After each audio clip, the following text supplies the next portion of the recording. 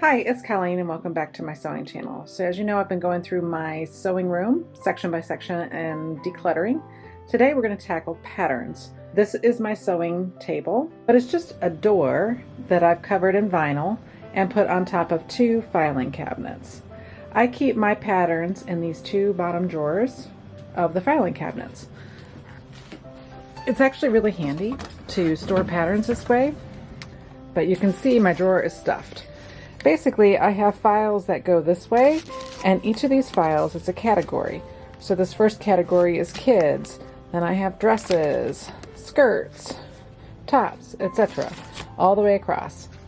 Behind here I have costume patterns, and I can't fit anything else there, so I'm kind of stuffed. This whole drawer is full, which means I've spilled over into this drawer. And what I have here are a lot of vintage patterns and overflow patterns. I have a great charm patterns package, the night and day dress that I haven't used yet. I'm looking forward to trying that. And then I have some other crafty things back here, but this whole front half is patterns. And then in addition to that, I do have some books over here. So I've got Gertie sewing books. There's 3 of them, which I do hope to sew through at some point. And I have the American Duchess book right here, 18th century dressmaking, which I would like to make some things out of that as well. So I'm flush with patterns, but first I need to be realistic, just like with everything else in my sewing room. Which of these patterns do I actually think I'm going to use? Do they fit me? If they don't, is it something I think I would ever go through the effort of enlarging them to fit my body? Is it something I might make as a gift for somebody? Is it realistic that I'll ever make any of these vintage patterns? I'd like to think I will, but who knows? Today, I'm going to start the process of pulling out these patterns, and I'll take you along with me.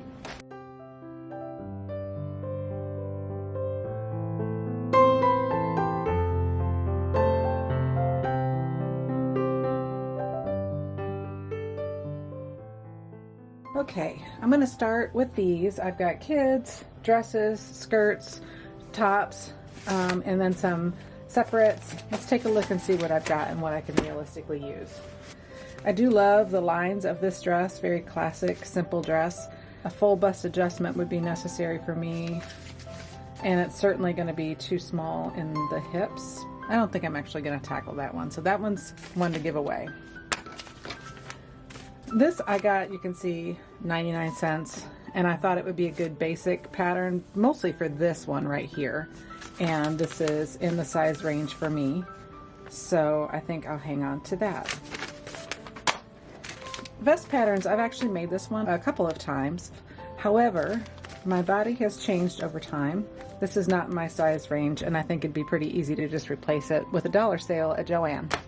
Learning how to sew with knits is on my agenda. However, neither of these styles complement me, and so I'm going to let this one go. I have a lot of skirt patterns here. Let's look at them real quick. This one is more of a A-line. This one is more full, and I'm not sure I want the full skirt anymore, so I'm going to let that one go. This I like for these here. They are slightly different style lines than what we're seeing in this pattern, so I think I'm going to hang on to that. A pencil skirt is something I think everybody ought to have. They don't fit me very easily, and I had thought that this system might be good because it does allow you to grade between sizes. So my hips are quite a bit bigger than my waist, and that sometimes gives me trouble. If it's big enough for my hips, it's too loose in the waist, and it'll rotate or ride up. So I may hang on to this and see if I can someday make a pencil skirt that actually fits me. Okay, I bought this for pajama pants for my family. I have made lots of pajama pants, and so I'm going to hang on to this. These are handy to have. Here are some more pajama patterns. I think of the two, I'll hang on to this one and get rid of this one because this gives me a robe option, and I do like this look for just loungewear. I don't wear this style at all.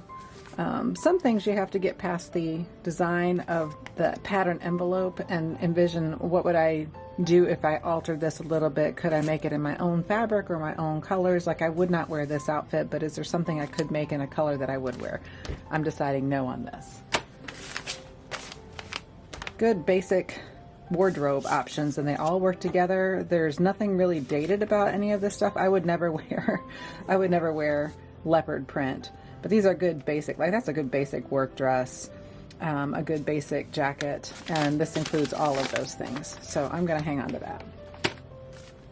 I have tried making this dress. I failed to make this dress. It didn't fit anywhere on my body.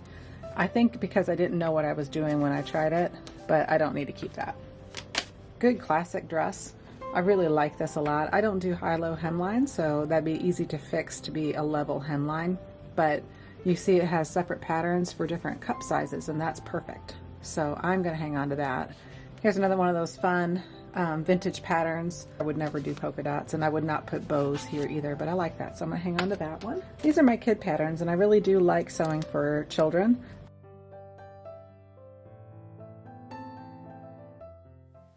This video would be hours long if I gave you that much detail on all of the patterns, so I'm going to speed things up here and tell you just a little bit about what you're seeing. Basically, I'm going to get rid of patterns that I don't need anymore, and especially when it comes to, for example, home decor stuff like curtains and valances, I don't need to follow a pattern for that anymore. I'm past that in my sewing journey. But I do need to follow patterns for clothing and garments, things like that. So I would like to make a coat someday, and I'm hanging on to the ones I think I'll actually do. These are some craft patterns that I've had for my craft fairs that I've done in the past. You can see I'm showing some examples here. But, you know, I don't need to keep the instructions on those things anymore. I just need to keep the pattern. So I'm able to get rid of like the extra pieces of paper that are here. So what I've done though is transfer some of those patterns to cardstock or to plastic so that they're a little more durable and reusable, which is great. This is a really fun scarf I'll have to show you someday. And then, you know, fabric flowers are always a lot of fun for embellishment. Reusable grocery sacks, those are great gifts, and they save the environment. And then eventually I would like to learn how to make menswear like ties. This is a fun project. You can create a stencil out of wax paper and iron it onto your fabric, and then you can use that as a stencil for paint or for glitter or whatever else you need, which is a lot of fun. And of course, everyone has a mask pattern.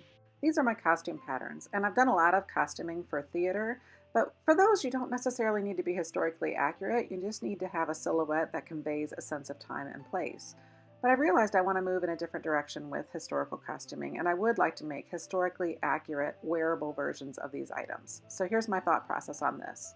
I have the American Duchess Guide to 18th century, so why would I use a costume for 18th century? I just don't really have a need for that, so I'm going to let that go. And especially when you look at the difference here, these are much more historically accurate looking, so same era, and you can adapt this with finer fabrics to make some of this, so there's no reason to keep this. Harry Potter, of course. Here's another, this is Outlander. Again though, if I'm looking at this and I'm looking at this, it's the same stuff, but I trust American Duchess more than I trust the McCall's designers to recreate stuff. So I'm going to hang on to the American Duchess version. Here's another American Duchess. I'll hang on to that. More underpinnings. And this is also American Duchess, so I'll hang on to that. Oh, look! I have a duplicate. They're exactly the same. Neither one of them has been opened or cut. So I'll hang on to one and get rid of one. Okay, so I don't need two poodle skirt patterns. So I'll hang on to one and get rid of one. Oh, look, another duplicate. Clearly I was buying when they had the dollar sales and probably forgot that I had already bought it. So that's going away. Here's another, it's a different era than the previous ones I've had. So I think I will hang on to this. These are all patterns I'm getting rid of. These are the ones I'm going to sort now, and they are vintage patterns and some odds and ends. I'm not exactly sure what's here, but it was overflow when my other drawer filled up. So let's see what we got. Vintage patterns are tricky because it's not like you can go to the store and pick out the one in your size. You just basically get what you get when you find it. So I'm having to take a look at each of these different styles and decide whether I can scale it up if needed, or even if I like it well enough to scale it up if needed. So I'm having to make some pretty tough decisions, but it actually went fairly quickly.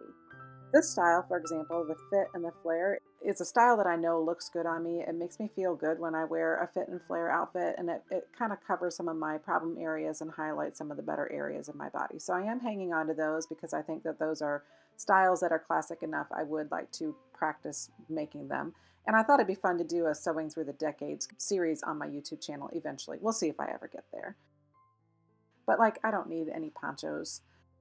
And then the 60s styles are a little tough because they are more straight up and down, sort of that, twiggy kind of look, and my body is not built that way. So I did have to let some of those go because I just know that they're not going to look nice on my curves. But that's what this process is here. I'm just looking through to see if there's something that's worth making. Now, all of these kid patterns are great. They're fun, but nobody that I know dresses their kids like that anymore. Here's a 1980s wedding dress pattern. And actually, I did use this to make a wedding dress for my friend, but you can see the dress doesn't look anything like the one on the pattern envelope. I was able to make her a custom gown to her specifications and just use that as a starting point. So I am going to hang on to it. And then here's just a few more of these sort of vintage outfits that I found in my patterns. Out of all the vintage, this is what I'm keeping, which actually will now fit in the drawer that I had everything in before. Here's a fun way to use pattern pieces. I did this years ago, but these are all pattern pieces that I decoupaged onto a lamp. They were from patterns that didn't have complete sets, and they were older patterns. And so I had this old lamp, and I just covered the shade. And it looks kind of weird on camera, but actually in person looks really nice. And I made some small lampshades like that and sold them. So they do sell. This is just like seam binding or bias tape that I glued around the outside of the lampshade. And I have another one over there. That's nice for a sewing room. And then I have those two lamps there. So that's what I've done with pattern pieces in the past. You can see I have an LED bulb over there and not here, two very different types of light. Here is the end result. So you can see I have all this space now is available where it was crammed with patterns before.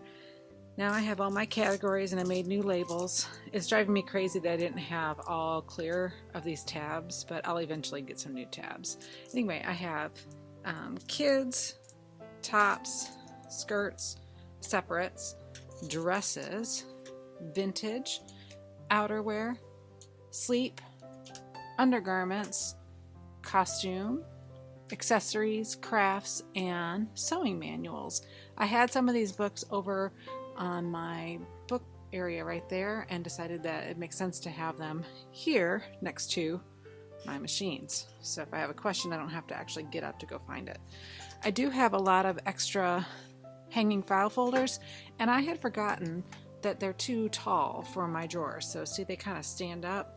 What I did with these is I cut the bottom off and then taped it closed to make it just the right height. But I have extra and there's plenty of room to grow.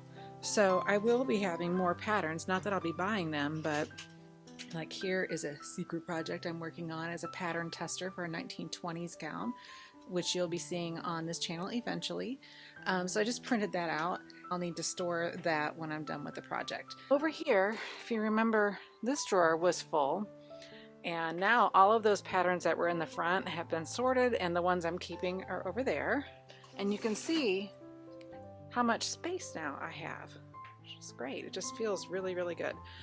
Over here is everything I'm getting rid of. So some extra die cuts, a embosser sheet, which I don't need, and then all of these patterns. Okay, it's time to go through these books. I probably have way too many. This knitting book has to go. I've never been able to knit. I can't get the tension right. And now that I've injured my wrist, I sure can't knit. So that has to go. This Martha Stewart handmade Christmas book, I've had it since we got married in 1994. I think it came out the next year. There's nothing in there that I can't find online, not a single thing. So it's time to let the book itself go. I have several of these tailoring and pattern fitting books. They all cover the same topics, and I just don't need to keep them all. So I'm going to keep this one by Nancy Zeman. I have one other one that covers a lot of that stuff, and I'm going to let the rest go. Someday I'll give you a tour of the books that I kept, but for now, we'll just show these few that I'm getting rid of.